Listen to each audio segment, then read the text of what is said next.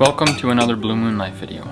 Today's video is going to be a bit different. Jill and I have been quite busy in the past couple weeks getting ready for a new season, and so instead of a normal vlog, we wanted to share something a bit different.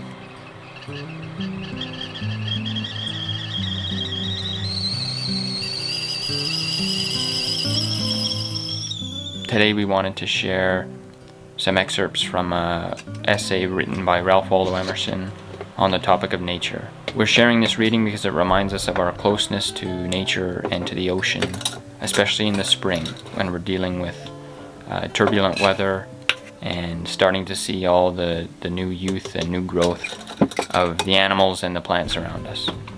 We hope you enjoy.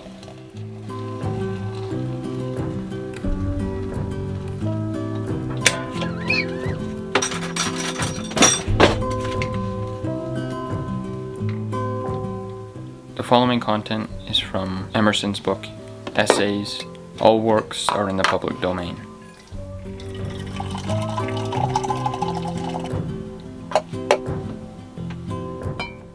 Nature. A little heat, that is, a little motion, is all that differences the bald, dazzling white, and deadly cold poles of the earth from the prolific tropical climates. All changes pass without violence, by reason of the two cardinal conditions of boundless space and boundless time. Geology has initiated us into the secularity of nature, and taught us to disuse our dame school measures and exchange our Mosaic and Ptolemaic senses for her larger style. We know nothing rightly, for want of perspective. Now we learn what patient periods must round themselves before the rock is formed, then before the rock is broken, and the first lichen race has disintegrated the thinnest external plate into soil, and opened the door for the remote flora, fauna, ceres, and pomona. How far off yet is the trilobite, how far the quadruped, how inconceivably remote is the human.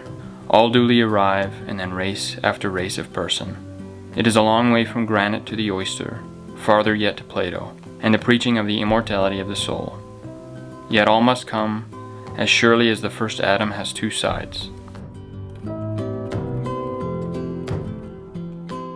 Motion or change, and identity or rest, are the first and second secrets of nature. Motion and rest.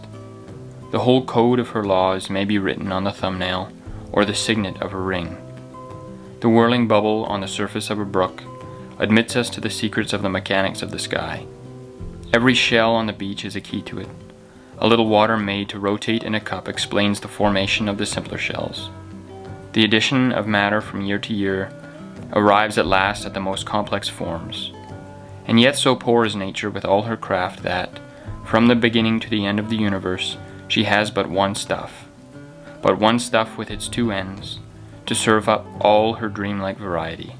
Compound it how she will, star, sand, fire, water, tree, person, it is still one stuff, and betrays the same properties.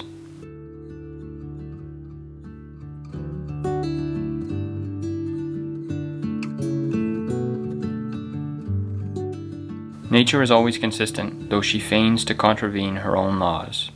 She keeps her laws, and seems to transcend them. She arms and equips an animal to find its place in living in the earth, and, at the same time, she arms and equips another animal to destroy it. Space exists to divide creatures, but by clothing the sides of a bird with a few feathers, she gives him a petty omnipresence. The direction is forever onward, but the artist still goes back for materials and begins again with the first elements on the most advanced stage. Otherwise, all goes to ruin. If we look at her work, we seem to catch a glance of a system in transition. Plants are the young of the world, vessels of health and vigor. But they grope ever upward toward consciousness. The trees are imperfect people, and seem to bemoan their imprisonment, rooted in the ground. The animal is the novice, and probationer of a more advanced order. The people, though young, having tasted the first drop from the cup of thought, are rarely dissipated.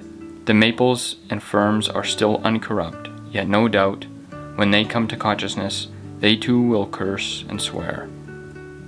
Flowers so strictly belong to youth, that we adult people soon come to feel that their beautiful generations concern not us.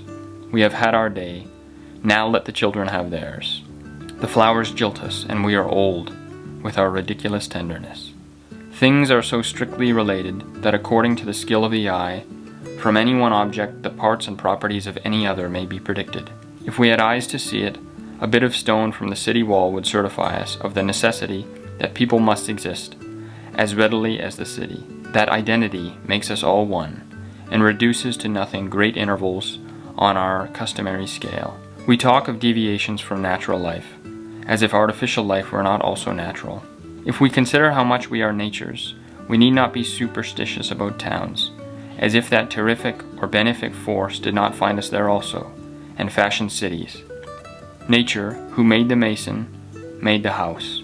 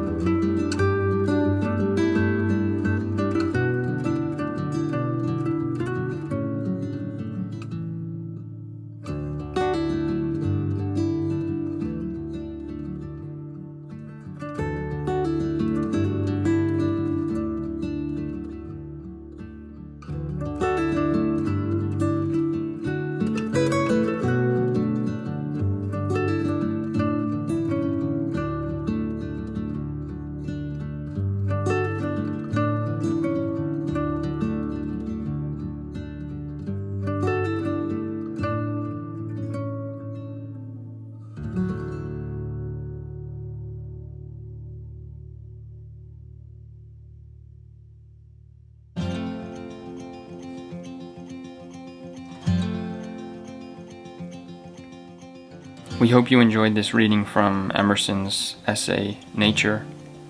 Please let us know what you thought of this type of content, and we'd be happy to try it again in the future if you like it. We've had a busy spring so far, and we expect that to continue in the coming weeks. Thanks so much to all of our subscribers for being part of this channel, and especially to our patrons who keep us moving and keep this channel afloat even when we have lots of other things going on. Thanks so much for watching, and we'll see you in the next video.